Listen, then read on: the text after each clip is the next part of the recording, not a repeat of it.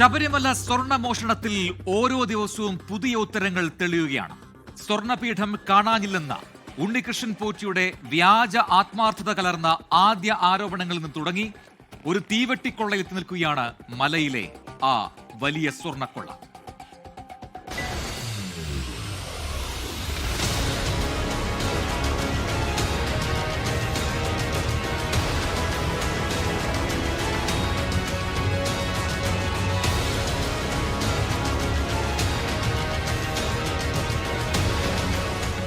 ശബരിമല ശ്രീകോവിലിന് മുൻപിൽ സ്ഥാപിച്ച ദ്വാരപാലക ശില്പത്തിനും അതിനു ചുറ്റുവട്ടവും സ്ഥാപിച്ച പാളികളിൽ നിലവിൽ 394 ഗ്രാം സ്വർണം മാത്രമാണുള്ളത്. അറ്റകുറ്റപ്പണികൾ ചെയ്തു തരാമെന്ന് പറഞ്ഞ് 2019 ജൂലൈ 19, 20 തീയതികളിൽ വ്യാജ മഹസർ തയ്യാറാക്കി ഉണ്ണികൃഷ്ണൻ പോറ്റി ഈ പാളികൾ കൊണ്ടുപോകുമ്പോൾ അതിൽ 2 കിലോയോളം സ്വർണമുണ്ടായിരുന്നു. അതായത് വലിയ ഒരു കവർച്ച ശബരിമലയിൽ നടന്നിരിക്കുന്നു. നിയമപരമായി നോക്കിയാൽ സാധാരണ മോഷണത്തിൽ നിന്ന് ഇത് വ്യത്യസ്തമാവുകയാണ്. കേരളത്തിന്റെ നിയമവ്യവഹാര ചരിത്രത്തിൽ അപൂർവമായ ഒന്ന്. ഉണ്ണികൃഷ്ണൻ പോറ്റിയുടെ കേസുമായി ബന്ധപ്പെട്ടുകൊണ്ട് ഇപ്പോൾ IPC സെക്ഷൻ അനുസരിച്ചുള്ള വകുപ്പുകളാണ് എടുത്തിരിക്കുന്നത്. അതിന് കാരണം 403, 406 ഇന്ത്യൻ ശിക്ഷാ നിയമം 403, 406 അതുപോലെ തന്നെ 409 ഫോർജറിയുടെ വകുപ്പുകൾ. ഇത്രയും വകുപ്പുകൾ അനുസരിച്ചാണ് ഇപ്പോൾ കേസ് രജിസ്റ്റർ ചെയ്തിരിക്കുന്നത്. BNSസും നിലവിൽ വന്നെങ്കിലും നമുക്കറിയാം 1/7/2024 ശേഷം ഉണ്ടാകുന്ന വകുപ്പുകളാണ് BNS വരുന്നത്. ഇപ്പോൾ ഈ ഒഫൻസ് നടന്നത് അതിന് മുമ്പായതുകൊണ്ടാണ് IPC അനുസരിച്ച് അതിൽ ഏറ്റവും പ്രധാനം മിസ്അപ്രോപ്രിയേഷന്, ക്രിമിനൽ ബ്രീച്ച് ഓഫ് ട്രസ്റ്റ്, അതുപോലെ തന്നെ ഫോർജറി, ഈ ഒരാളുടെ കൈവശം ഏൽപ്പിക്കുന്ന പ്രോപ്പർട്ടി 409.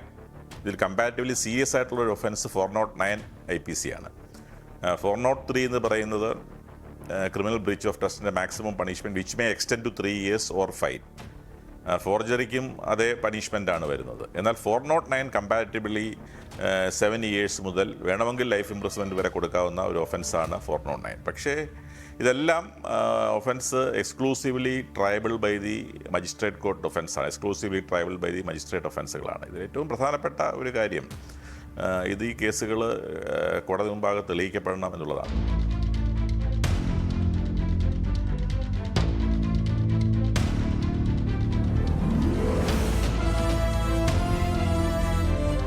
ആരാണ് ഈ പോറ്റി?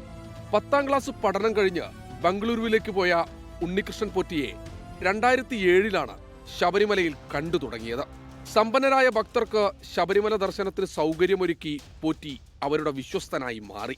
ഇതര സംസ്ഥാനങ്ങളിൽ നിന്നുള്ള പല ഭക്തരുടെയും വഴിപാടുകളും സമർപ്പണങ്ങളും ഉണ്ണികൃഷ്ണൻ പോറ്റി വഴിയായി. ബാംഗ്ലൂർ ഉണ്ണിത്തിരുമേനി എന്നും അറിയപ്പെടാൻ തുടങ്ങി. ആദ്യ ഭാര്യയുടെ മരണത്തെ തുടർന്ന് വീണ്ടും വിവാഹിതനായി. കുടുംബം ബംഗളൂരുവിലാണ്. 2014 ഉണ്ണികൃഷ്ണൻ പോറ്റി ദേവസ്വം വിജിലൻസിന്റെ നിരീക്ഷണ വലയത്തിലാകുന്നത്.